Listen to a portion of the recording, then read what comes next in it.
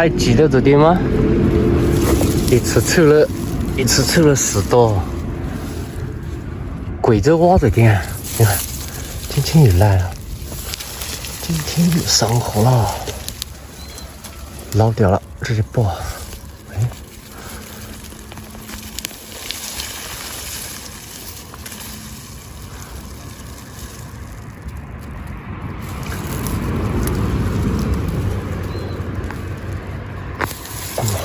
不多呢，啊，捞掉了，哎，哇，极品厚毛。嘿，差点就给剁烂了吧，慢慢危险了。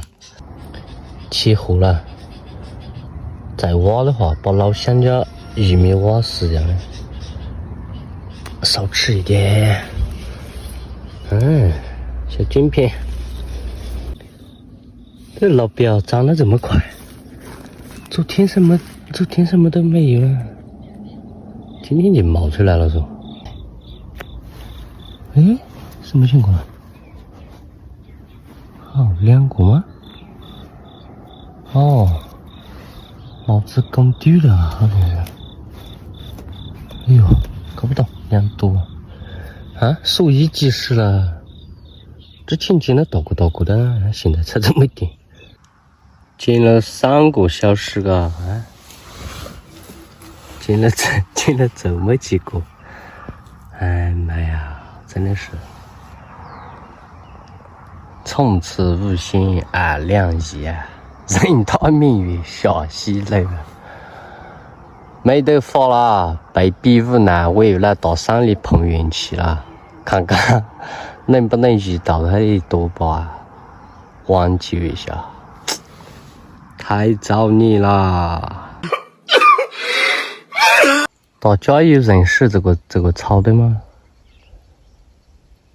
这个就是有毒蛇出没的地方就会有了，是解毒草这个，可以解毒蛇的，毒蛇的毒。但具体的怎么用我也不知道，有没有朋友知道啊？请不吝赐教啊！等我说完再笑啊！大道如青天，对我不得处啊！尽管我已经在极力的水视频，哎，不对，应该是极力的用爱创作啊，对，是用爱创作，然依旧难以改变。咱们也不搞洗这个话，也不会说是什么裸病大呢，裸泡水那种太阳晒人，坦诚一相待，为的就是要的就是这个效果啊，故意的啊，故意博各位才子佳人一笑。